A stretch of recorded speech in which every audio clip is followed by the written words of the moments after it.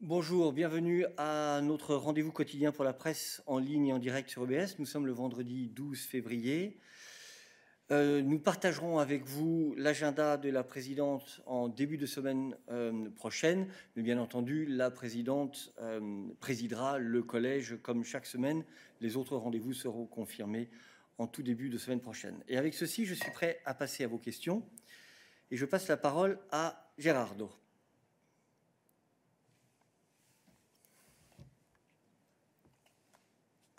Thanks, Eric. My question is quite simple.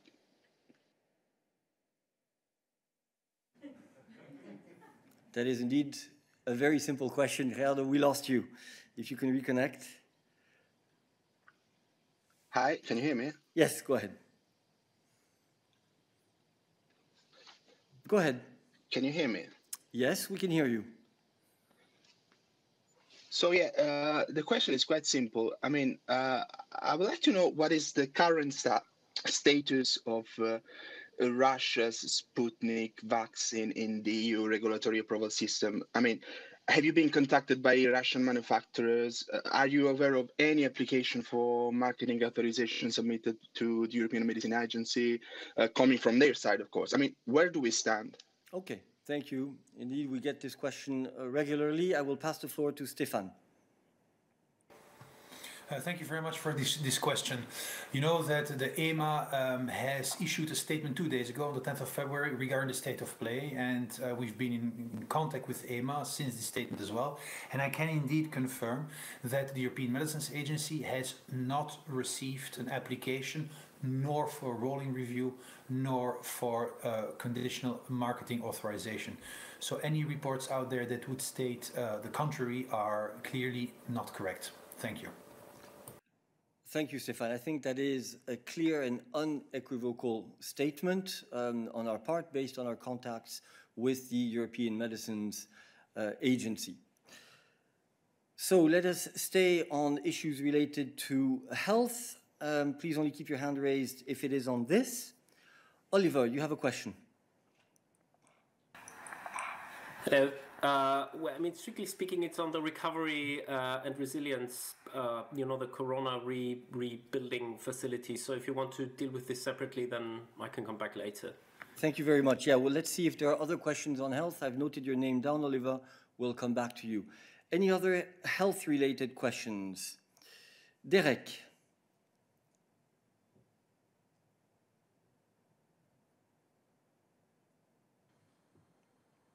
Vous m'entendez? Oui, nous t'entendons, Derek. Tu as la parole. Vas-y. Bonjour, Eric.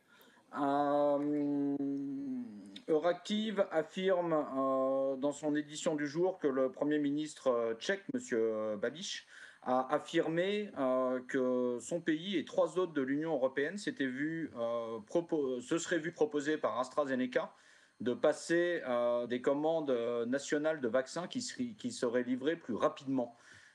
C'est une information assez surprenante. Quel commentaire vous avez là-dessus? Si jamais il s'avérait que c'était bien le cas, est-ce que c'est une forme de rupture par rapport à vos engagements avec eux? Je passe la parole à Stéphane. Merci beaucoup, Derek. Je pense qu'on ne peut pas donner des commentaires sur sur le fait qu'une société aurait offert ce genre de deals, je dirais.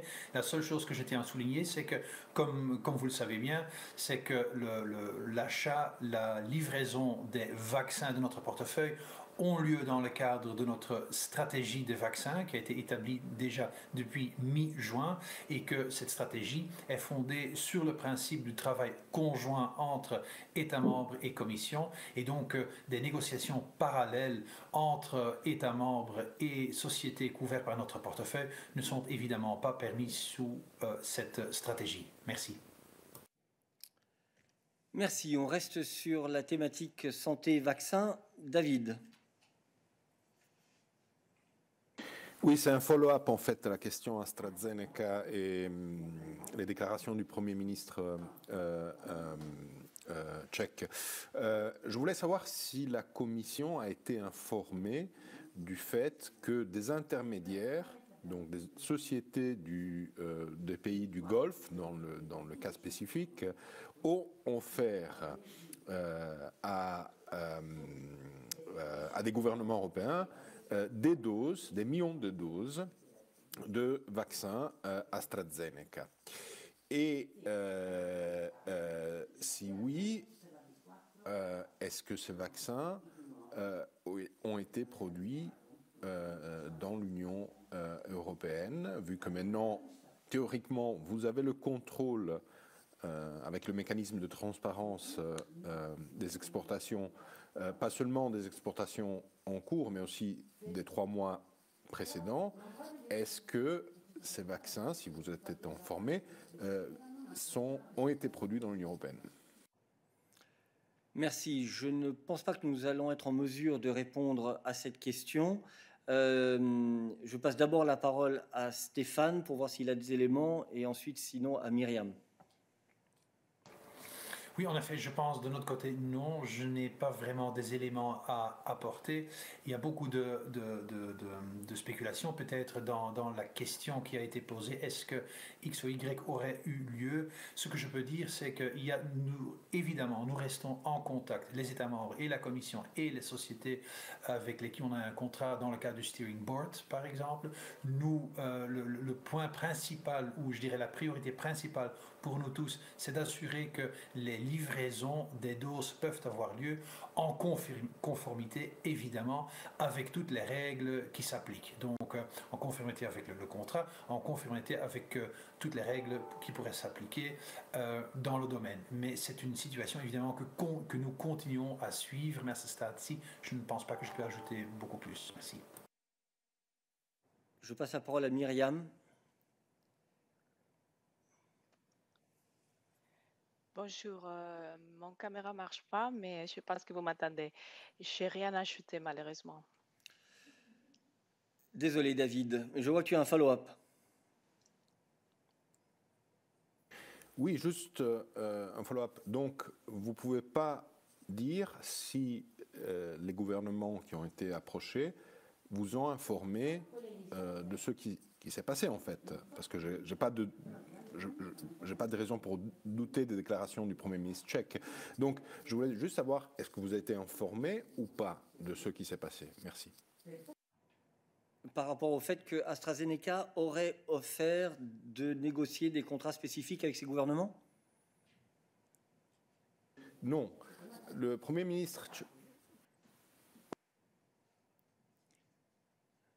Voilà. Le Premier ministre tchèque a dit... Oui, pas de problème. Le Premier ministre tchèque a dit qu'un intermédiaire d'un pays du Golfe a offert des vaccins AstraZeneca à son pays. Et je voulais savoir si les gouvernements, il y en a 4 selon le Premier ministre tchèque, si un gouvernement européen vous a informé qui a été approché par cet intermédiaire, qui n'est pas directement AstraZeneca évidemment, mais qui offre des vaccins AstraZeneca, et vous a informé, à vous, la Commission, de ce qui s'est passé. Voilà, c'est tout. Si vous avez cette information à partir des États membres. D'accord, merci beaucoup. Excuse-moi, je n'avais pas bien saisi ta question. Écoute, nous n'avons pas cette information ici sur le podium. Nous allons vérifier si nous pouvons te fournir plus d'éléments. Jorge. Good morning, good afternoon, Eric. I have a question following up the comments made by the president in the press conference moments ago, because he said that we can still reduce the time in the regulatory process to approve the vaccines. And recently in the parliament, he defended actually these 3-4 extra weeks that EMEA needed to approve the vaccine. So I would like to know, in fact, if we are working with the EMA in reducing this time frame to approve the vaccines, and what time frame actually do you have in mind? How shortened should be this the process to approve the vaccines? Thank you. Thank you, Jorge. Indeed, the president has said, including during her speech in front of the plenary of the parliament on Wednesday, that one of the tracks that we would be following in terms of adapting our approach for the future concerns the regulatory framework under which the European Medicines Agency operates when it is assessing vaccines. Now, we are at an early stage in this process, and therefore we will be thinking inside the Commission as to possible proposals in this area. But as you know this House now very well, Jorge, you've been around for many, many years. You know that this sort of detail is made public once the College has debated on it and approved it. So I'm afraid you will have to wait for further details on this. We continue on the issue of vaccines. Yuri, if it's on this. Sorry, hi. My question is not on vaccines. Okay. Because there are so big problems with the technical problems. So yeah, should I wait? Yes, please. We will come back to you. I've noted down your name. Yes, please. We will come back to you. I've noted down your name. Okay, let's stay on the issue of health and vaccines. Michel.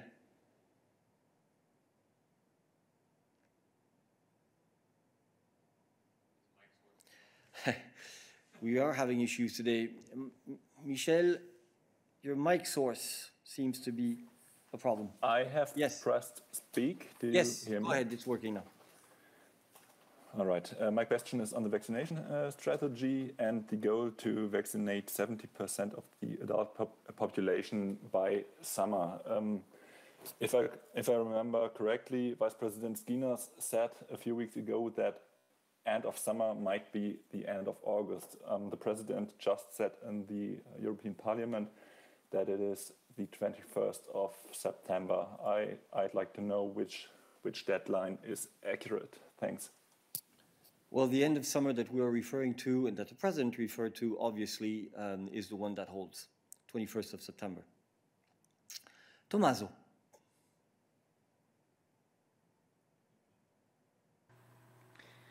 Yes, good morning.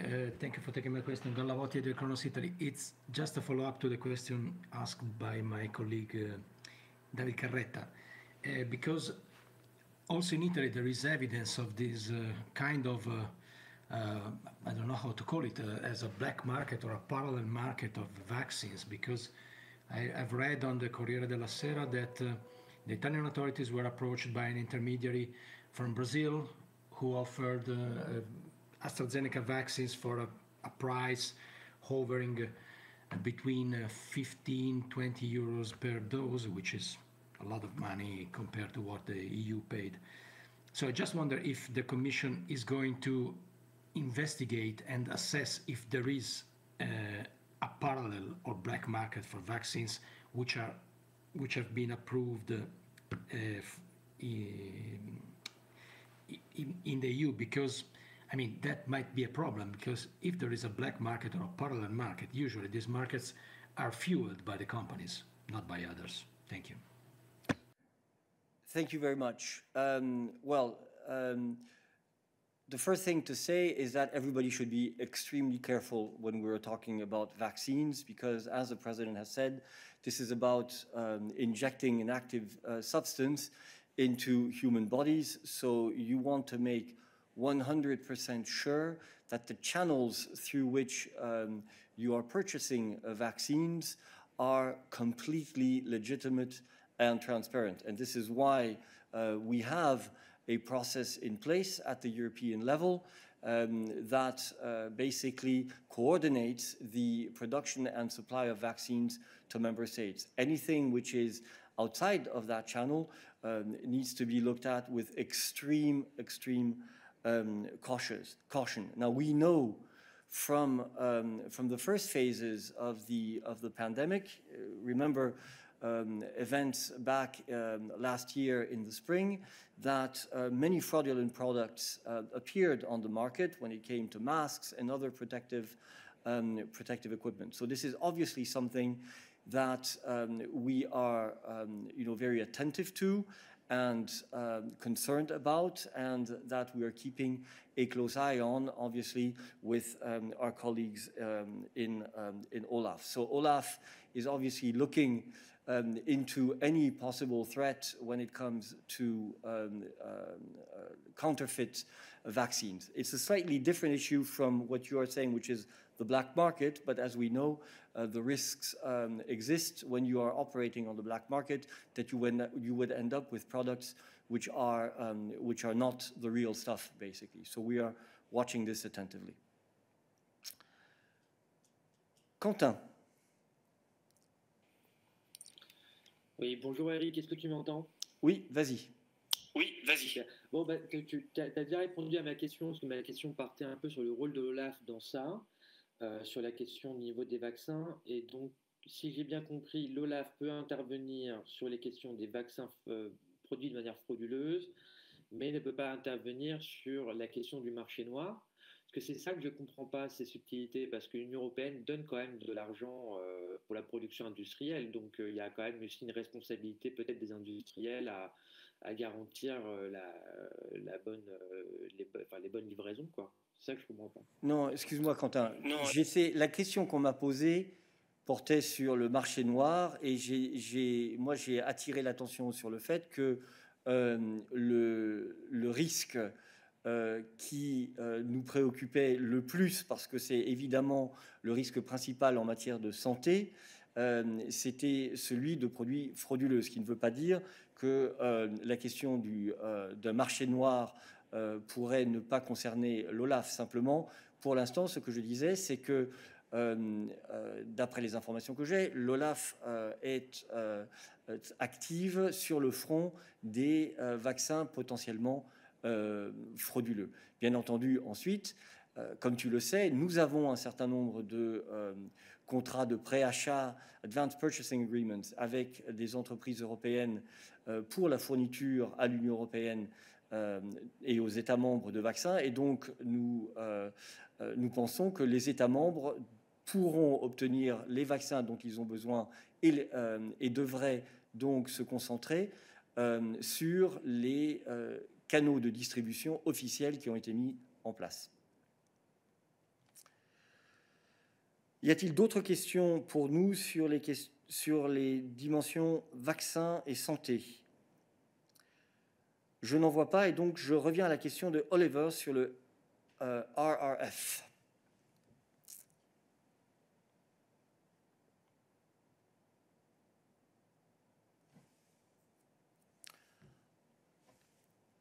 Oliver, à toi.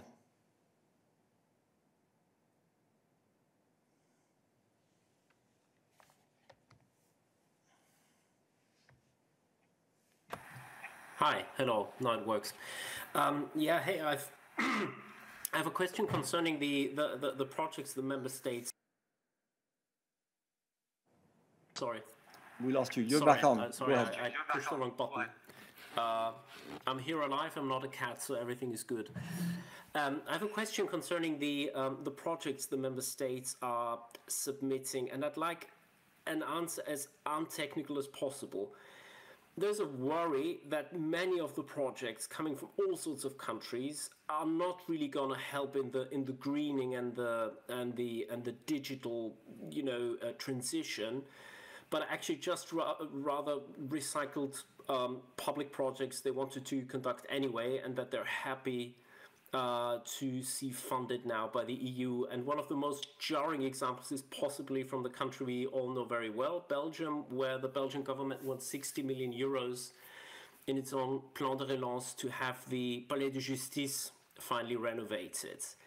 So my question is to you, how concerned is the Commission that this is going to happen? How big is your worry that this might actually impact the public perception of the recovery and resilience facility?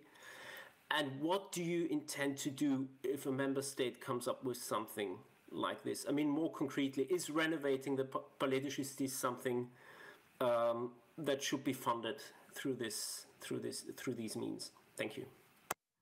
So your question on the Palais de Justice is a summary of your other more sophisticated questions on what we're going to do about the process, if I understand correctly. I'm going to give the floor to Marta.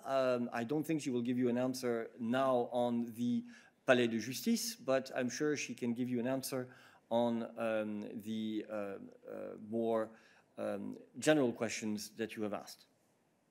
And also on the process for the adoption of the plans, because this is an important part of the whole discussion here.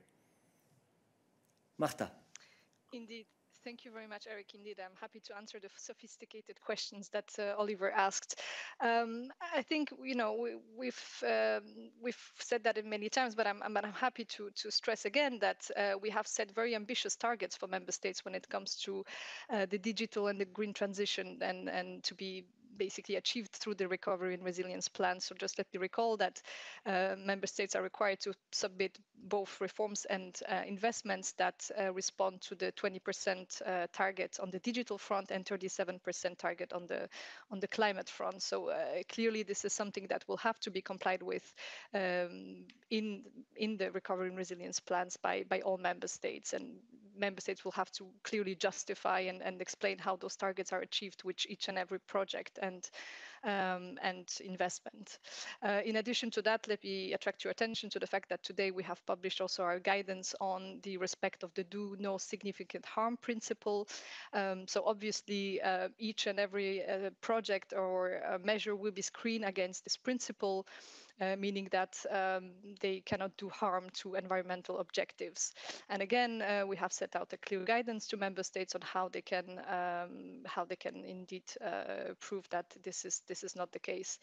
And indeed, that allows me to also to recall the process we are in at the moment. As you know, this morning, the Council and the Parliament have signed, the Presidents of the Council and the Parliament have signed the Recovery and Resilience Regulation. It will still have to be published in the official journal, after which it will enter into force. So basically, as of next week, member states will be able to formally submit their plans to the Commission, and that follows, of course, the ongoing process of dialogue with member states, which we have started over a few months ago now, and we have made already quite substantial progress with member states on that front. Thank you very much. Thank you. Do we have other questions for Marta on the Recovery and Resilience Facility? Please only keep your hand raised if it is on this for the moment. Michaela, you have a question on this. Bonjour. Bonjour. Je t'en prie. Je crois que c'est pour Marta. Vous allez me dire, sinon j'attends mon tour encore une fois. Le commissaire européen des transports, Adina Vălean, a annoncé hier sur Twitter que la Commission établira une task force pour l'absorption des fonds en Roumanie. Est-ce que c'est quelque chose que Marta pourrait... L'absorption de quels fonds, excuse-moi? Les fonds du RRF? Les fonds Next Generation EU, quels fonds? Oui, parce qu'on a été coupé. Oui, c'est ça, parce qu'elle n'explique pas. Elle dit les fonds européens, une task force sur l'absorption des fonds européens destinés au transport en Roumanie. Donc, je ne vois pas exactement de quoi elle parle. Et en fait, j'aurais des questions techniques là-dessus, style, est-ce que c'est la première fois qu'on fasse, par exemple, une task force de ce style-là pour un pays membre? Est-ce que c'est un truc qui se fait? Est-ce qu'il y a déjà eu des cas pareils où un État membre n'étant pas capable d'absorber les fonds, il faut qu'on fasse une task force au sein de la Commission? Ou est-ce que c'est juste un coup de PR pour la commissaire? Je ne sais pas comment aborder la chose. D'accord. Écoute, je vais d'abord passer la parole à Marta, mais je ne suis pas sûr que ce soit spécifique au RRF. On va voir si Marta a des éléments spécifiques là-dessus, sinon on va revenir par un autre angle.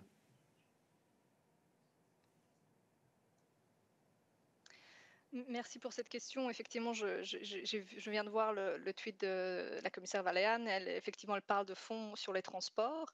Donc, je ne sais pas si peut-être Stéphane aura plus à rajouter sur ce sujet. Ce que je peux dire d'un point de vue plus général sur le RRF, c'est que nous sommes bien évidemment conscients que le RRF présente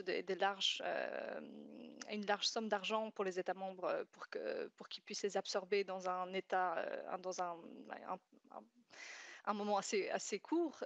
Donc effectivement, ce que nous disons aux États membres plus généralement, c'est qu'ils doivent proposer des projets d'investissement qui sont déjà matures, c'est-à-dire qui puissent être mis en œuvre rapidement, et ce dans tous les domaines donc, qui sont couverts par le RRF.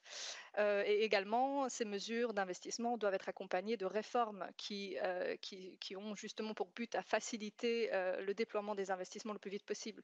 Et là, ce qu'on a à l'esprit, c'est bien évidemment des réformes au niveau de l'administration, des simplifications réglementaires pour qu'effectivement les investissements puissent être mobilisés et investis le plus vite possible. Merci. Merci Martha. Je crois que de manière générale, en tout cas, nous encourageons toujours les États membres à prendre les dispositions les plus adaptées à leur contexte institutionnel et administratif pour s'assurer de la meilleure absorption possible des fonds européens et bien entendu leur bonne gestion. Alors nous continuons sur la thématique RRF. Je passe la parole à Mathieu.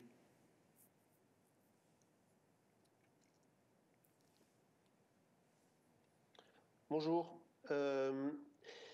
C'était effectivement sur le principe do no harm et ses orientations. Je me demande si c'est un principe, enfin les orientations que vous présentez aujourd'hui sont valables uniquement pour la facilité ou est-ce qu'elle a vocation à être généralisée à d'autres instruments financiers de l'UE?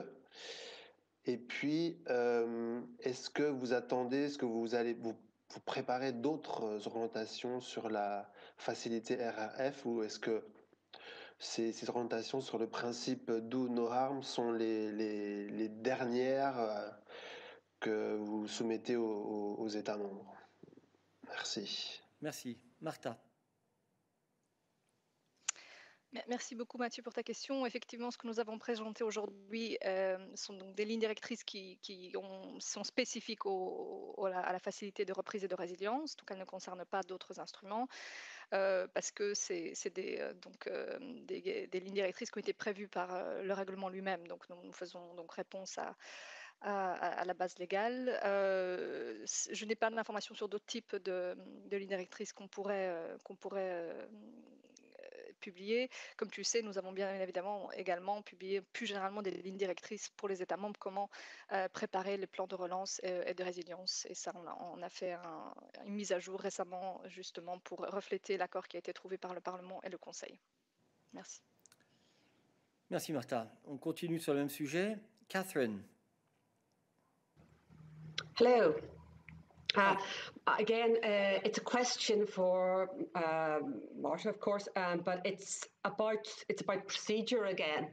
At the beginning of the week in the Parliament, they had a debate on the fund, and one of the speakers, Hungarian MEP Katalin Cseh, said that she'd spoken with mayors and figures in different local authorities in Hungary, and they hadn't been contacted, they hadn't been consulted on the content of plans. Now, I think cities are going to be pretty important for the delivery of this facility, and they are also going to be really critical in making sure that it's a green plan. So I'm just wondering, procedurally, what can you do in the European Commission to ensure that governments consult and truly involve their local governments, I mean, from what I understand, that this is actually a requirement. So, what can you do to ensure that it actually happens? Thank you. Martha. Thank you, Catherine. While it's true that, of course, our main interlocutors for the recovery and resilience plans are, national authorities at central level, and of course, funds will also be dispersed to the central budget. But of course, we very much encourage member states to involve stakeholders in the preparation of the recovery and resilience plans, and that concerns obviously all local authorities, regional authorities, as well as social partners. And to that effect, we have indeed issued guidance to member states on how to best prepare their plans, and this is something that we definitely encourage. Thank you. Catherine, follow up. Sorry, I don't know if this is correct or not, but it was described by the MEP as a legal requirement that the MEP, that the Parliament had ensured. So if it's a legal requirement, surely you have a bit, it's not just, I understand that your principal interlocutor will be the national government, but can you insist upon this? On the legal nature of the requirement to consult local authorities, Marta, can you say something? Thank you very much. I would have to double check the regulation. I mean, obviously, if there's a legal requirement there, it's possible to check it very easily. Unfortunately, I don't have the regulation in front of me right now. Generally speaking, as I said, in our dialogue with member states, we encourage them very much to involve all the stakeholders, because of course ownership at national level, at all levels, will be important for the plan to be successful. Thank you. And if I may add, I think of course we will have to see what Marta is able to come up with in terms of answer on the legal requirement. But one thing is to say that you are consulting representatives of local and regional authorities, and the other that every single mayor will be consulted.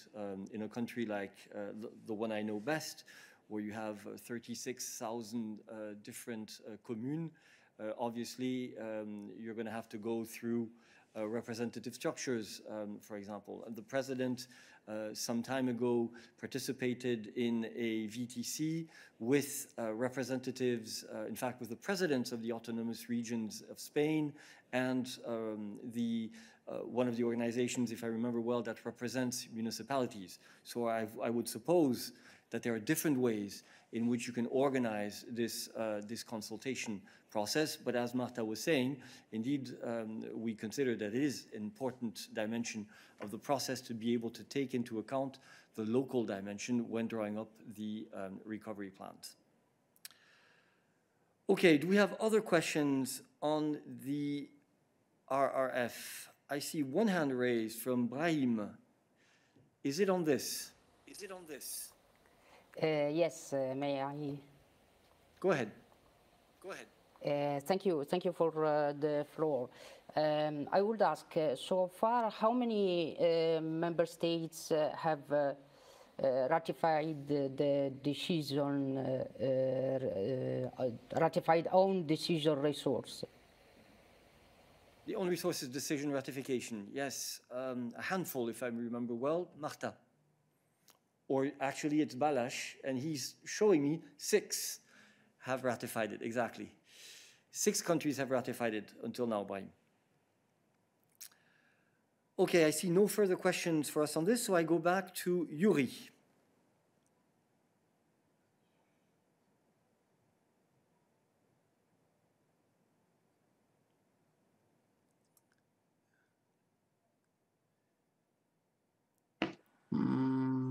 Yes, we can hear you. Can you hear me now? Go ahead, Yuri. Okay. Go ahead, Yuri. Okay, great. So I have a question on foreign affairs. In an interview, Foreign Minister of Russia, Lavrov, said that Russia is ready to break up the relations with the EU. Although a couple of hours later, Press Secretary of Putin, Peskov, said that Russia, on the contrary, wants to develop relations with the EU. So I wonder if Peter could provide us with a comment on this back and forth from Russian side. Thank you very much. Yuri, come on. We're not going to start commenting on the back and forth of comments within a third country government. I'm sorry about that. So we have now opened the Foreign Affairs chapter. Let's take other foreign affairs questions. Please only keep your hand raised if it is on this. Momchil. Hello. My question is also related to Russia. Today, Mr. Navalny will appear in court against. Is the European Union ready to keep sending diplomats to the trials against Mr. Navalny? Question for Peter. Thank you, Momchil. Thank you very much. Indeed, I mean, it is a usual diplomatic practice that whenever possible, the diplomatic missions on the ground are observing the court proceedings. This is fully in line with their mandate, fully in line with the international norms. So whenever possible, we are there to observe the proceedings. I will confirm after this hearing is over whether there was an observation from the side of the EU. But as I said, as a general rule, whenever possible, especially in such cases which concern human rights, which indicate that there is some kind of political persecution, it's of course in our interest to be there and to observe for various reasons. So this is something what we did in the past and we continue doing. Thank you, Peter. Are there other questions? You have a follow-up, Momchil. Go ahead. Yes, I have. So, following the answer of Mr. Stano, I have one more question. Next week in St. Petersburg, there will be another trial. The court will the trial against Mr. Yuri Dmitriev, who is investigating the crimes of the Stalin regime and who has been already sentenced to 13.5 years in prison.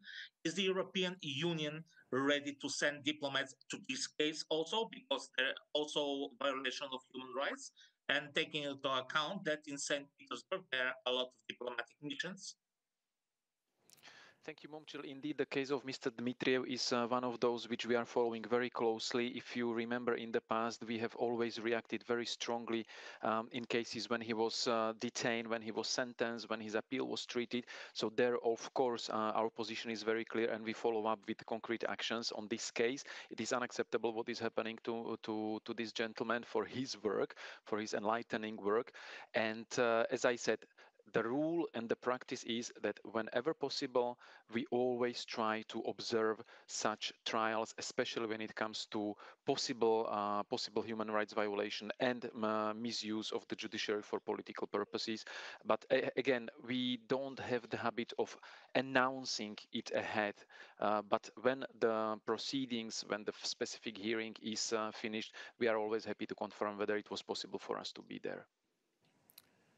Thank you. We continue with questions on Russia. So please only keep your hand raised if it is on Russia. Jack. Hi, Eric. Hi, everyone. Thank you. So I'm going to try and come around at the first question from a perhaps different angle. So Sergei Lavrov said, as we heard earlier, that he is prepared to cut diplomatic ties. They also, in that interview, in that response, he also said, if you want peace, you have to prepare for war. And I want to ask whether the European Commission is prepared to cut ties with Russia diplomatically if this continues, and also what you make of the suggestion of preparing for war. Sorry, Jack.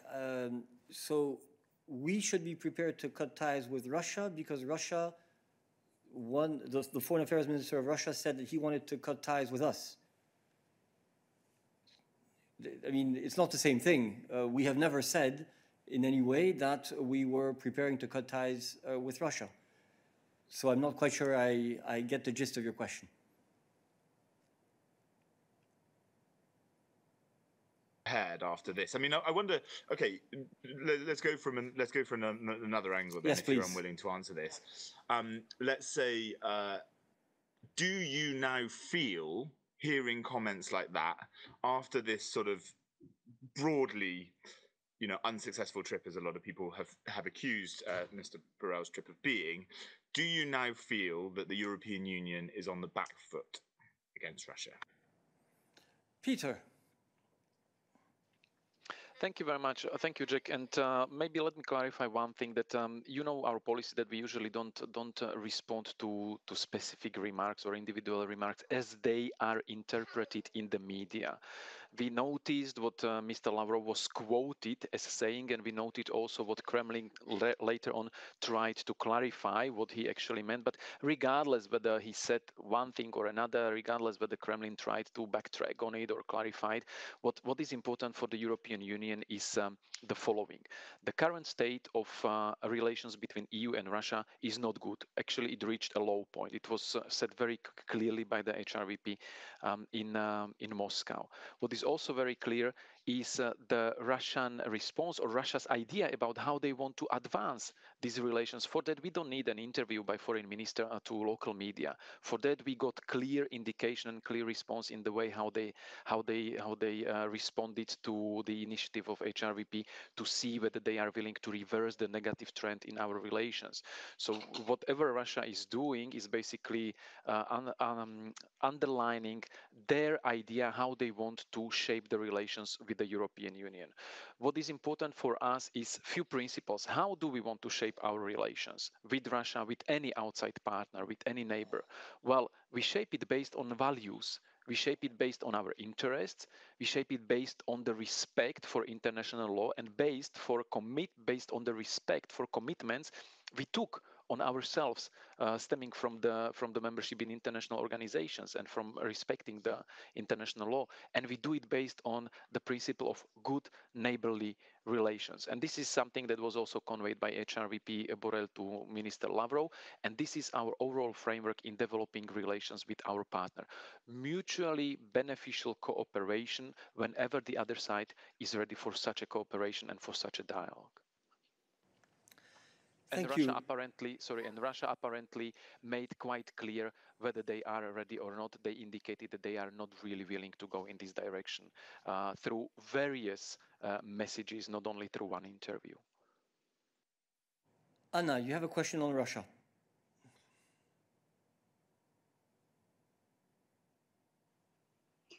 Good afternoon, everyone. Yes, indeed, I have a question on Russia human rights because our colleague, the editor-in-chief of Media Zone outlet, is in very poor condition. His health is deteriorating now in one of our prisons next to Moscow.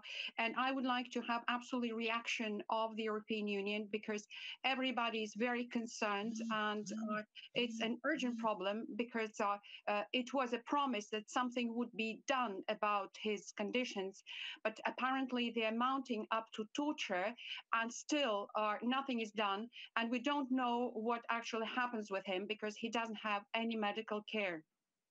I talk about Mr. Sergei Smirnov. Thank you, Peter.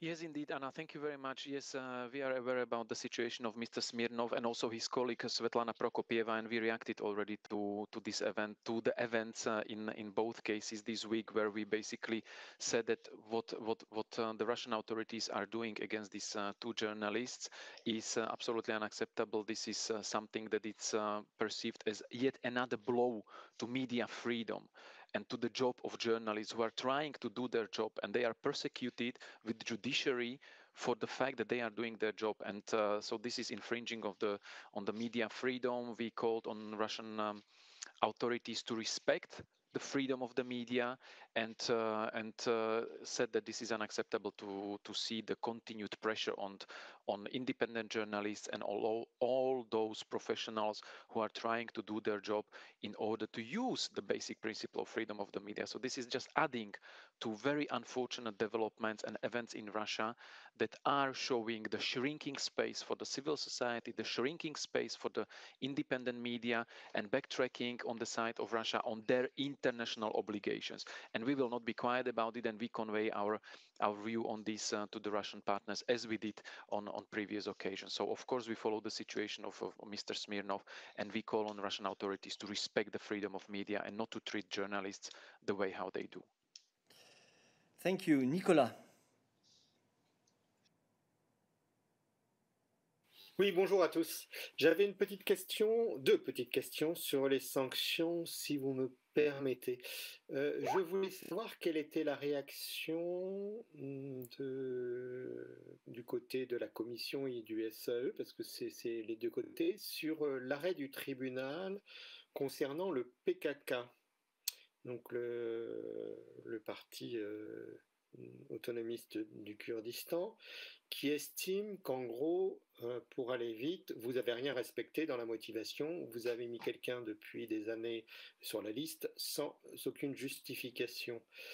Et il y a une deuxième sentence qui concerne également des sanctions sur l'Ukraine, sur le détournement de fonds, et on a à peu près la même chose, c'est-à-dire en gros ce qu'on appellerait clairement un manquement d'état de droit, c'est-à-dire qu'on reconduit de façon automatique les sanctions, on ne vérifie plus si les personnes qui sont sur la liste ont des motifs pour le faire, et si les procédures qui sont en cours dans les pays éventuellement sont justifiées. Je voulais savoir si ça ne posait pas un vrai problème pour d'une part la liste antiterroriste et d'autre part la liste sur les sanctions pour l'Ukraine. Merci beaucoup.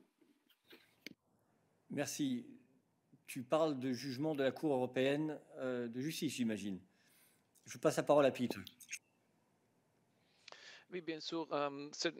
Comme je dis plusieurs fois, ce n'est pas pour nous vraiment commenter les décisions et les jugements en cours, mais bien sûr, nous avons pris la note de la décision et c'est une chose pour analyse dans le Conseil. Donc, on va voir la justification, la décision et on va analyser le jugement de la Cour. C'est tout ce que je peux dire dans ce moment sur ce sujet. Nicolas, question de suivi. Mais je comprends bien que vous ne commentiez pas des arrêts de la Cour. Là, il ne s'agit pas de commentaires, il s'agit d'un problème pointé régulièrement par le tribunal et régulièrement vous remettez les personnes sur la liste sans aucune vérification, apparemment, puisque le tribunal se reprononce un an après avec les mêmes motifs. Et par ailleurs, tu nous dis régulièrement, les sanctions, pour les mettre, on doit vérifier juridiquement, c'est un processus lent, tout doit être vérifié de A à Z. Là, la Cour et le tribunal disent régulièrement, l'Union européenne, le Conseil, la Commission, le SAE ne fait pas le job. Vous ne faites pas le travail minimal de vérification. Donc je ne comprends pas. Soit vous mettez les sanctions n'importe comment, donc on peut les mettre dès aujourd'hui pour les Russes, par exemple. Soit il y a un travail en amont de vérification. Dans ce cas-là, vous devez délister les personnes sur lesquelles les tribunaux ont régulièrement annulé les décisions du Conseil. On est quand même sur un processus décisionnel qui est un clair manquement à l'état de droit, puisque il y a des arrêts du tribunal très clairs, très précis, et de la Cour derrière, et à chaque fois vous reprenez la décision, donc du coup la personne est toujours sur la liste, et vous ne respectez pas les prescriptions du tribunal. Donc là, je comprends très bien que tu renvoies la balle au Conseil, mais c'est pas le Conseil, c'est le haut représentant et la Commission qui ont l'initiative. Donc pourquoi, à chaque fois qu'il y a un arrêt du tribunal, vous vous empressez de remettre la personne sur la liste? Donc c'est vraiment quelque chose qui pose un clair problème d'état de droit, et souvent même c'est 2 jours avant, d'accord, puisque par exemple pour le PKK, la personne mise sur la liste a été reconduite sur la liste le 5 février, si mes souvenirs sont bons, Nicolas, publiée au JO le 8, donc applicable le 9. Non, je suis désolé, il faut des réponses. On ne peut pas renvoyer au Conseil, ce n'est pas une compétence du Conseil. Donc je vous demande une réponse précise. Je redonne le détail c'est qu'une personne a été mise sur la liste le 5 février, publié au JO le 8, applicable le 9, l'arrêt du tribunal intervient le 10. Donc on est clairement sur un contournement du pouvoir judiciaire par l'exécutif européen. Je veux une réponse précise sur ce point, c'est une réponse juridique et politique, donc on ne peut pas renvoyer à l'analyse. Donc si vous ne pouvez pas répondre aujourd'hui, vous répondez plus tard. On va reprendre un petit peu notre souffle. Peter. Non, bien compris Nicolas, mais 2 points sont très importants pour comprendre. Les sanctions sont toujours adoptées par le consensus entre les pays membres. Donc, ce sont les pays membres qui proposent les sanctions dans la même mesure que le représentant qui a aussi le droit d'initiative. Mais dans la substance, ce sont les pays membres qui adoptent les sanctions, qui trouve un accord sur les sanctions, sur la liste, sur les personnes, sur les identités, sur les entités, sur les sujets. Le deuxième point que j'ai déjà dit, nous avons pris la note de le jugement, le dernier jugement, de le jugement antérieur, et on va analyser dans le Conseil par les pays membres. Donc, je ne veux pas préjuger la décision ou les conséquences qu'on va prendre de cet exercice, de cette analyse, mais ce sont deux points très importants. Les sanctions sont adoptées par tous les pays membres avec consensus et on fait l'analyse ensemble sur chaque jugement et chaque décision de la Cour européenne. Merci Peter. Alors on continue sur les questions affaires étrangères. Derek.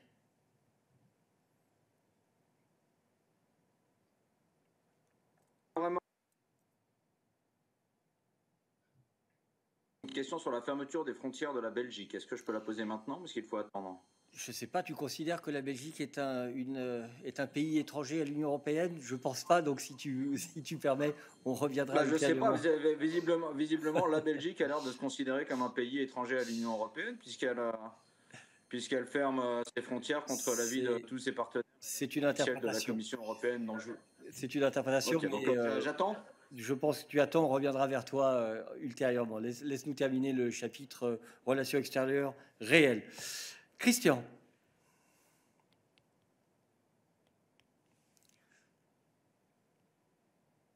En fait, je voudrais revenir sur ce qu'a dit Nicolas. Peter, est-ce qu'à ton avis, c'est pas justement l'arrêt de la Cour européenne n'est pas un avertissement très clair à tous ceux qui voudraient mettre immédiatement et sans réfléchir tous les oligarques proches de Poutine sur la liste des sanctions, sans même se prêter un peu attention aux chapitres sur lesquels on peut les sanctionner, et qu'en fait il faut tourner sa langue cette fois dans sa bouche avant de commencer à dire on va sanctionner tous les oligarques. Si c'est pour se faire blackbouler par la Cour européenne de justice 15 jours après, c'est un peu ridicule. Merci. Merci, Peter. Donc, je ne suis pas sûr si c'est une observation, commentaire à la question, mais sur les sanctions, nous discutons toujours sur le processus. Mais le processus, c'est une chose confidentielle, c'est une chose. Une deuxième chose est que, et nous avons dit plusieurs fois aussi en discutant ce sujet, que c'est très important pour tous les pays membres qui proposent les sanctions, aux représentants aussi, si elle propose les sanctions, avoir une justification très très forte, juridique, pour nous avoir situation quand nous avons les décisions sur le fond de ce processus. Donc, je pense que c'est un objectif très très clair pour les pays membres, c'est un objectif, c'est un critère très clair pour tous les participants dans ce processus, et c'est une chose qu'on fait dans les discussions dans le Conseil. Mais comme je dis, je ne pense pas qu'ici c'est une plateforme pour discuter le processus, parce que les pays membres sont très clairs sur l'obligation d'avoir la justification très forte et très ferme, très bonne dans le sens juridique, parce que les sanctions sont un instrument important de nos politiques extérieures pour essayer ou pour assurer notre position et faire quelques actions si nous ne sommes pas conscients, nous ne sommes pas heureux avec les actions des partenaires. Mais c'est un processus très sérieux, et comme je dis, c'est un processus plus confidentiel où tous les participants sont bien conscients sur l'importance de la justification de chaque listing, de chaque proposition pour les sanctions. Merci. Le temps passe. Je vais prendre une dernière question en matière de relations extérieures avant de revenir à la question de Derek. David. Oui, merci. C'est à propos de la Chine et la décision de censurer la BBC.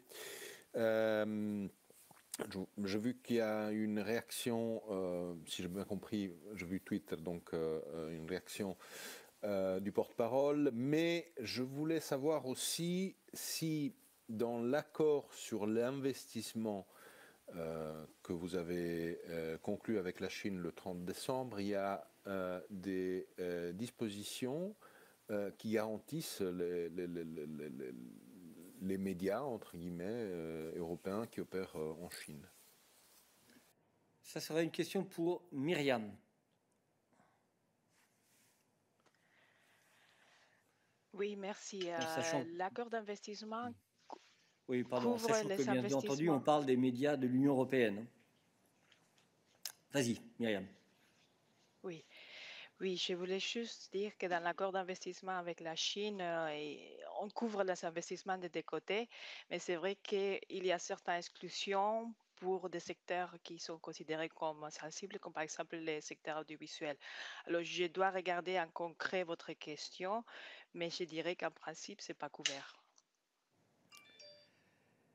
Merci. Donc, je close ce chapitre et je reviens à la question de Derek sur les contrôles aux frontières.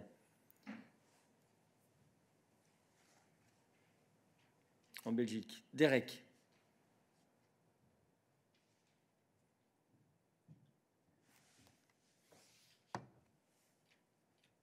Allô? Vas-y. Oui, c'est bon, on m'entend? Tout à fait, oui. Merci. Je voulais avoir tout simplement une réaction et une position officielle de la Commission européenne à la décision de la Belgique de tout simplement interdire, et non pas uniquement déconseiller ou accompagner de tests, tout voyage, toute sortie de Belgique qui ne serait pas motivée par un motif dit essentiel. Cette décision a été prolongée jusqu'au 1er avril. Ça va à l'encontre de toute la politique que vous avez défendue depuis le début sur les frontières. Est-ce que c'est quelque chose qui vous préoccupe? Est-ce que vous appelez officiellement la Belgique à assouplir sa position? Est-ce que des discussions sur ce point sont en cours avec le gouvernement belge? Et toute dernière question, est-ce qu'un État qui accueille les institutions européennes ne devrait pas en la matière avoir au contraire une forme d'exemplarité? Christian. Oui, merci Derek pour ton question. Alors, nous avons été informés par le gouvernement belge que le décret belge sera prolongé alors que les implications pour les mesures spécifiques ne sont pas tout à fait claires. Le commissaire Reinders demandera aux autorités belges des éclaircissements supplémentaires sur la portée de la limitation dans le temps des mesures liées à la libre circulation.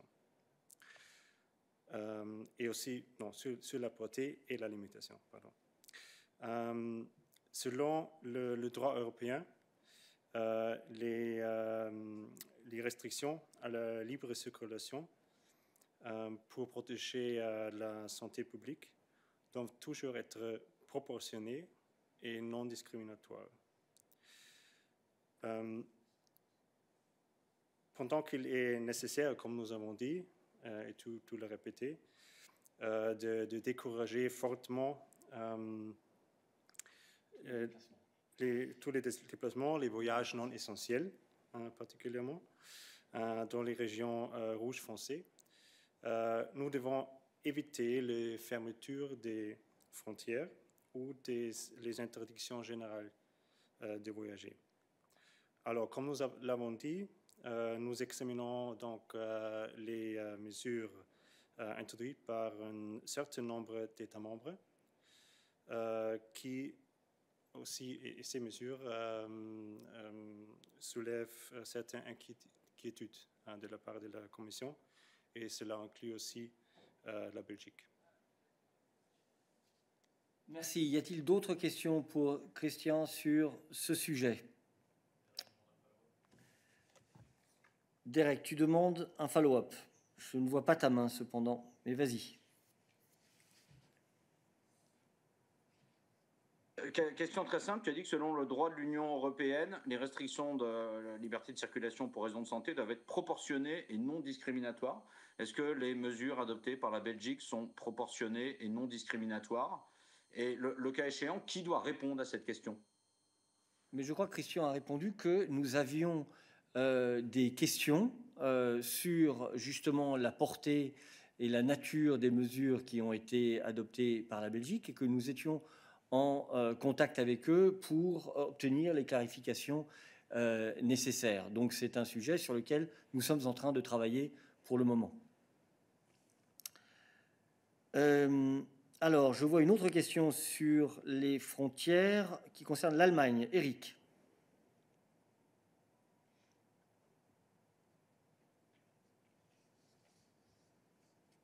Justement, c'est sur la fermeture des frontières entre l'Allemagne, la Tchéquie et une partie de l'Autriche. Ma question est simple. Est-ce que la Commission a été notifiée par le gouvernement en Allemagne? Est-ce que cette mesure vous semble proportionnée? Et qu'en est-il de la coordination de toutes ces mesures qui a été quand même décidée, si je me souviens, sous la présidence allemande? Qu'est-ce que la Commission en fait? Merci beaucoup. Ok. Premièrement, pour la question simple, non, on n'a pas encore reçu cette notification de la part de l'Allemagne. Je voudrais faire peut-être avant un point plus général. Si tu me permets, je vais faire ça en anglais parce que j'ai comme ça ici. So member states have agreed on a common approach with the recommendation that you're mentioning on measures affecting free movement, which has recently been updated in the light of the new coronavirus variants and high numbers of new infections. We now expect all member states to follow this coordinated approach on travel restrictions based on the common color code. This means that they should strongly discourage non-essential travel to and from dark red areas and at the same time avoid border closures or blanket travel bans. The Commission closely monitors steps taken by member states in this context. Unilateral moves or decisions will not help. Therefore, the Commission has asked the Portuguese presidency to discuss the coordination of travel restrictions during the next General Affairs Council. This was, I note, a general comment, not related to Germany in particular, but to measures taken by member states. As regards Germany and the measures that have been announced, we understand that Germany has announced new restrictions on travel from Czechia as well as Tyrol due to a high prevalence of coronavirus variants of concern. Let me recall that the updated Council recommendation clearly outlines stricter measures precisely for those areas where either the virus is circulating at very high levels or which are shown as dark red in the ECDC map, and for areas with a high prevalence of variants of concern. In the latest map published by the ECDC, the Czech Republic is indeed a region which is covered in dark red. And as far as Tyrol is concerned, we note that the Austrian government itself has taken additional steps to limit the spread within Austria of the new variant, which was first identified in South Africa. So we urge Germany, of course, to implement their measures fully in line with the Council recommendation, meaning to at least exempt essential travelers and cross-border commuters from travel bans. Where needed, they could be subject to proportionate testing requirements, as agreed in the updated recommendation. Eric, you have a follow-up. So you are okay with the measures when you say that they fit to the decisions of the Council. Are you okay with the German measures then? Or do you still want to have clarifications? Thank you. I think on the German measures, as I tried to explain, we see that there is a certain alignment with the Council recommendation, as I've just mentioned, regarding these two regions. But I have also made clear that we urge Germany to implement these measures really fully in line with the Council recommendations and referred to the necessary exemptions for essential travelers, cross-border commuters. Thank you. Nicolas, tu veux revenir sur la question de la Belgique?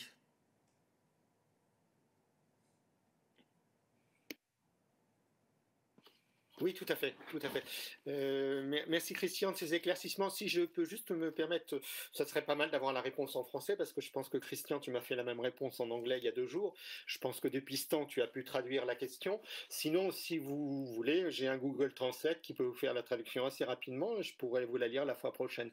Je pense que quand la question est posée en français pour la France en plus, ou quand la question est posée pour l'Allemagne par un collègue allemand en français, on peut répondre en français, c'est bien, ça permet d'avoir quand même quelque chose qui est compréhensible par le citoyen. Voilà, ça c'était ma petite remarque. Sur la Belgique, à la question de Derek, j'aurais bien aimé savoir quand vous allez prendre les dispositions nécessaires. Parce que si vous étudiez ce qui fait depuis plusieurs semaines des mesures et que vous allez prendre votre réponse en juillet, ça ne sert plus à rien. On est dans l'urgence.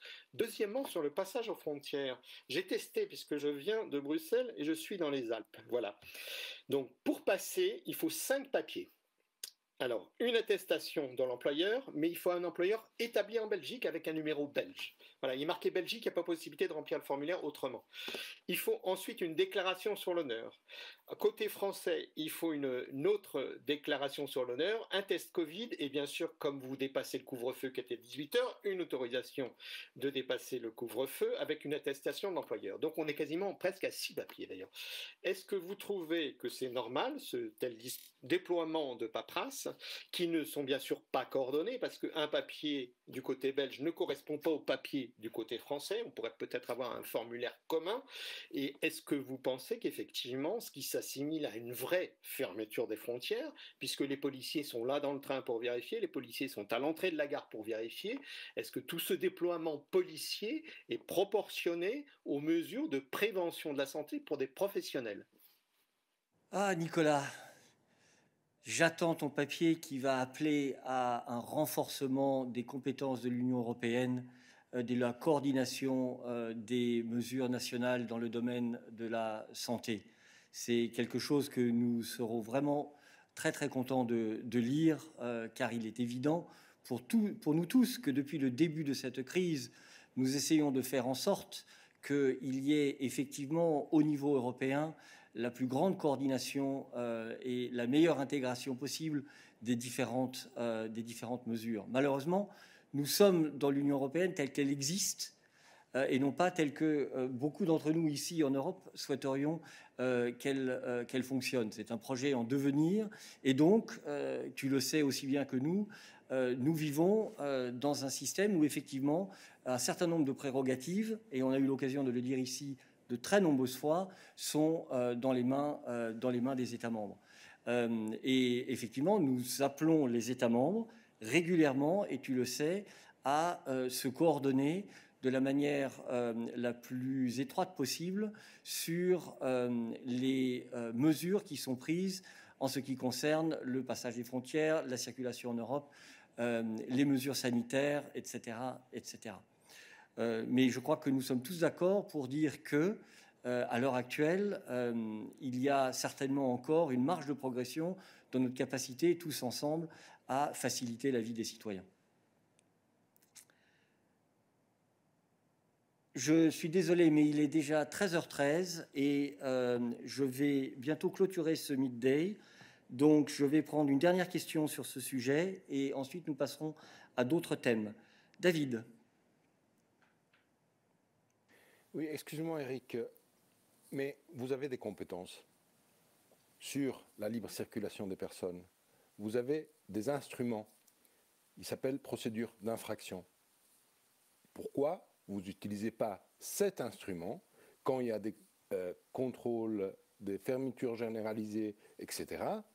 Et pourquoi vous préférez l'approche des pressions, des gentilles discussions, etc. quand on l'a déjà vu pendant l'été, avant l'été, pardon, on le voit à l'automne, on le voit à l'hiver. Vous avez des compétences ou vous n'avez pas de compétences dans cette matière, dans la libre circulation des personnes? Je crois que Christian a déjà répondu de manière extrêmement claire et précise sur les mesures que nous sommes en train de prendre, les contacts que nous avons avec les États membres dans ce domaine. Donc je pense qu'il n'est pas possible de dire que nous n'exerçons pas nos compétences.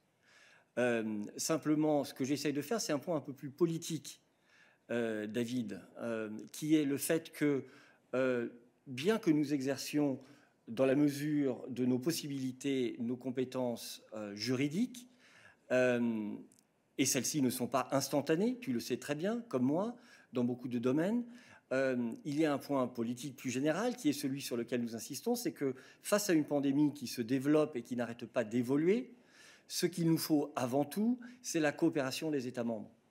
Et c'est un point sur lequel nous insistons depuis le début de cette crise. Voilà, c'est ça que nous sommes en train de dire. Christian. Si je peux ajouter, comme j'avais dit aussi avant, nous sommes en fait en contact avec plusieurs États membres. Dans les cas où nous avons des préoccupations. Mais comme Eric a dit, je pense plusieurs fois ces jours-là, c'est pas pour nous de donner ou de faire les décisions pour l'institution ici dans le podium, mais c'est pour la Commission toujours de premièrement analyser la situation et pour le moment c'est là où nous sommes et je pense nous avons donné une claire position aujourd'hui. Il y a quelques préoccupations de notre part sur quelques mesures et que nous sommes en contact.